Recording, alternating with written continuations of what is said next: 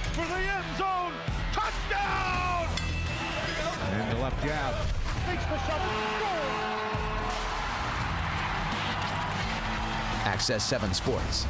For all of your local sports, tune to Access 7.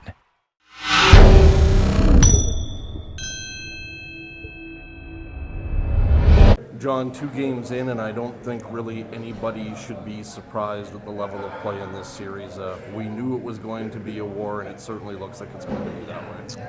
Well, I think the games get tougher in every area, every way as playoffs go on. I mean, and they should. That's why it's down to what was established as the 4 best teams, and you're going to go down to 2 and finally 1. So, yeah, and we knew going in with Lethbridge. I mean, it's not making an excuse for anything. Like, they had the best record from the day they made the trade with Moose Jaw in the league. So, and they missed a lot of guys to get through the playoffs early in the series. So, they're a very good team.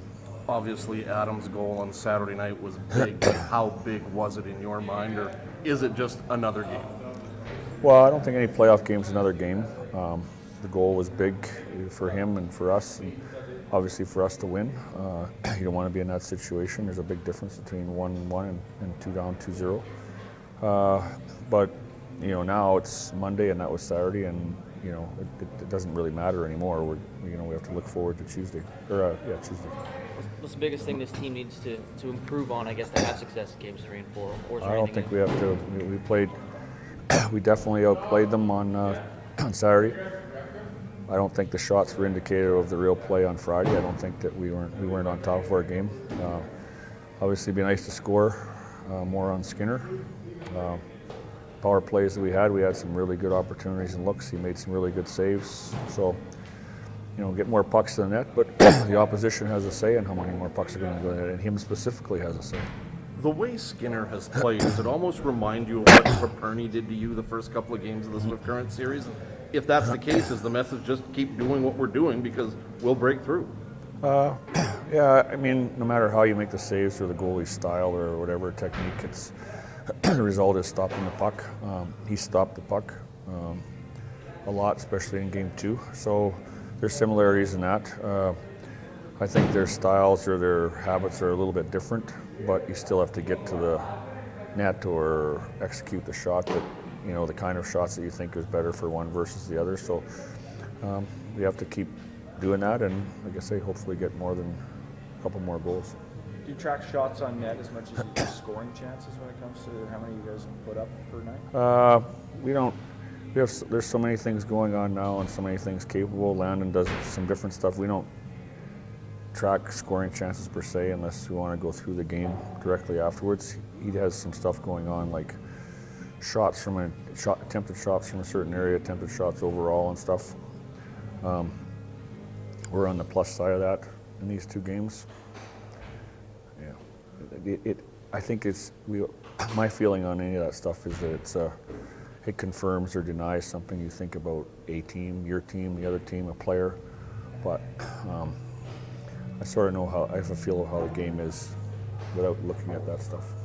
What were your thoughts on the way Austin Wagner's been able to perform for the playoffs for you guys? Well, he's certainly been on the very top of his game. I don't think you can have 12 goals in 13 games and not say that. He's always so dangerous, and that in itself, just the possibility of a loose puck and I don't know, somewhere from even 3 to 5 to 10 or 15 feet behind, he can still win the race, and so that puts some fear in the opposition. John, I know you've been asked the question before about Austin, but is he the fastest player you've seen? Well, he's the fastest player, I believe, in this league. I don't think you can go back. Excuse me, I can't go back in errors or just anything like that. Timo Solani was unbelievably fast. Timo is one of the fastest players that I've been associated with. But his Austin's speed is going to get him lots of opportunities to play in the National Hockey League in the next 2 or 3 years. And the game being as fast as it is, it's up to him. He refines the game. He should be able to play.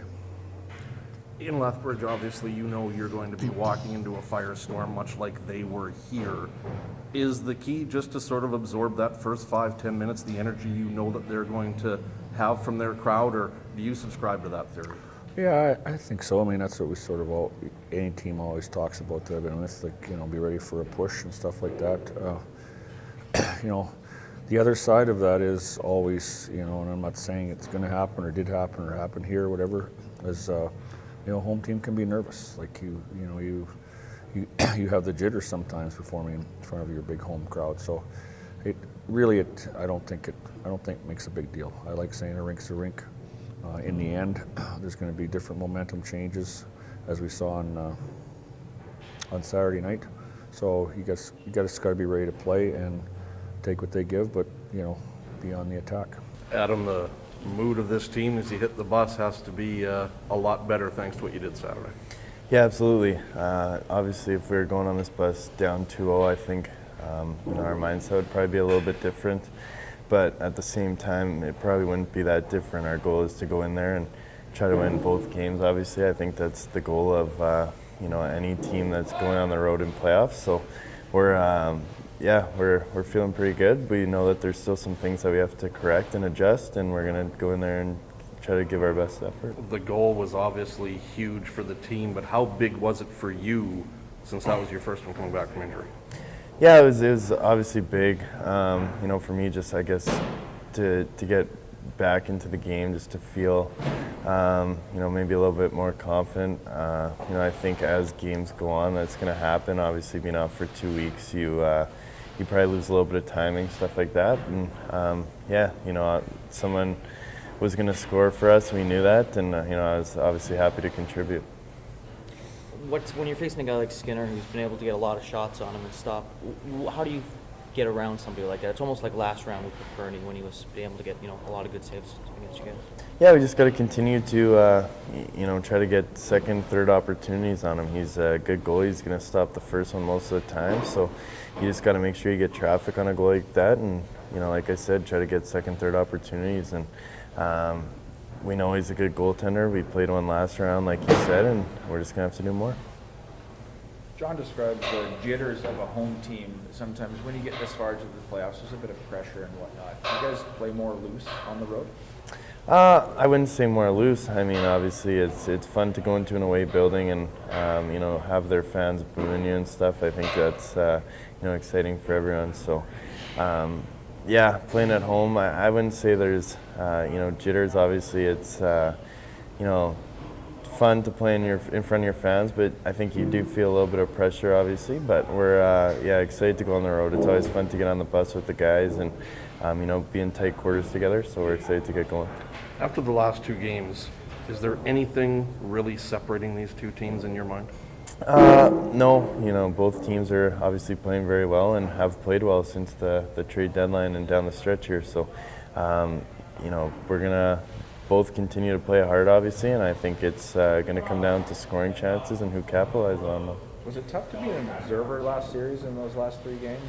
How hard was it to just watch? Yeah, you know, it's tough. Obviously, you want to be out there playing, especially when you're 20 years old in your final year in a playoff run with a team like this. So, wanted to do whatever I could to help out, obviously, and that was, you know, opening the gate and cheering on the boys. So it was tough, I think, but it was also fun for me to be down there alongside them.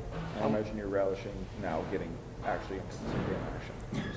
Yeah, no, it's a lot more fun to be playing. It's you know, nice to be out there and actually be able to contribute rather than just you know, say the right things, I guess. But yeah, it's going to be a tough series, and just got to get better every time I step on the ice. How impressed have you been with Austin Wagner's scoring ability this postseason? Yeah, he seems to really have turned it on, and you know, we always knew that he was capable, and the amount of breakaways and chances that he gets a game.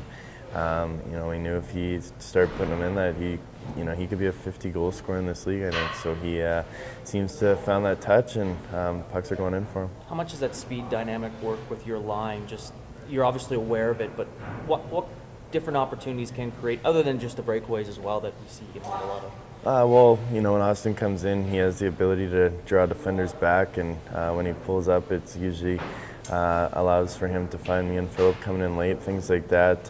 Him getting in on pucks first on the forecheck, just stuff like that with his speed. So it's very easy to play with him, and he creates room for Philip and I. Austin, you've got quite a torrid pace when it comes to scoring in this postseason. Has there been anything different about the way you've approached things, or just the way it's been going? I'm just getting those bounces and opportunities, and luckily for me, I'm putting them in the back of the net. Don't think I've changed anything, and I don't want to, just because when you start changing things, you don't play as well. So I just gotta keep staying with it. Speed is your game. A lot of people look at you as the fastest guy in the league. How much have you taken advantage of that, especially the last season, never just mind the postseason? I thought I've done a good job of it. It's not always on the offensive front either. It's coming back into our zone hard, getting on the forward check, stuff like that. So I thought I've done a good job of that so far, and I just kind of can't get away from it here, and just stick with it and keep playing the way I can. How did you hone it? How did you get as fast as you did? What did you do? I think it's just God's gift to me. Honestly, I don't really remember. I didn't really do much power skating growing up or anything like that. John said the fastest player he may have seen is Timo Solani. It's a pretty nice compliment. Yeah, he's obviously a Hall of Famer and an unbelievable player, but I think he has a bit better hands than me, so I got a lot of things to work on if I want to get to that level, that's for sure. Is there anything in the first two games that's surprised you in this series or not?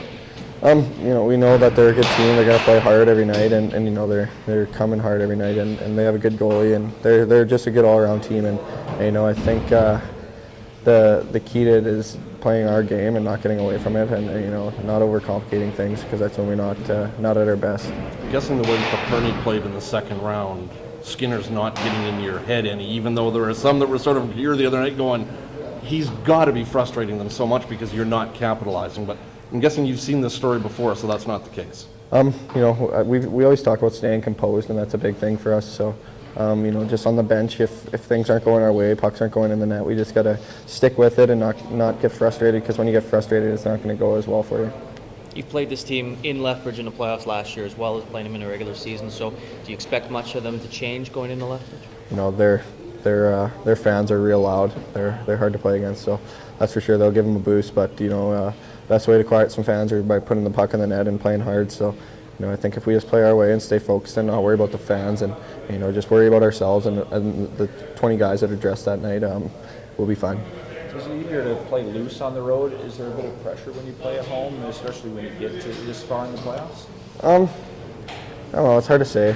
I think that again, for me, when I approach games, I just kind of want to relax and just go out and play. It's hard to speak for some other guys on the team, because everybody does their own thing, different things for games, right? So for me, going onto the road, there's not as much pressure, I don't think. I feel like it's just going into another rink and playing. It's just another hockey game, and that's the way I approach it.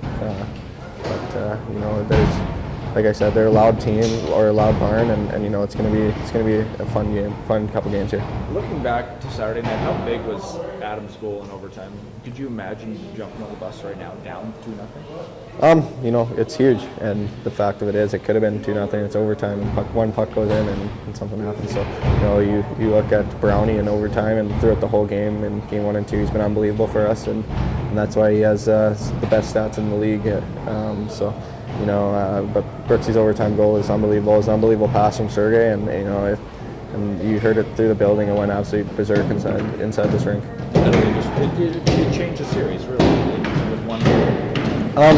I think momentum swings all the time in games. It's period to period, shift to shift, and we just gotta. They've had a couple days off to regroup, and so have we. So here we just gotta regroup and be ready to play.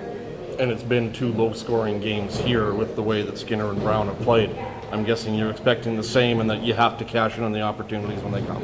Yeah, like you just said, when you get the opportunities, you got to put the puck in the back of the net, because those goalies are real good goalies, and they're 2 of the best. So, their pucks aren't going in as easy as you'd think. So, like I said, stick with it and not get frustrated.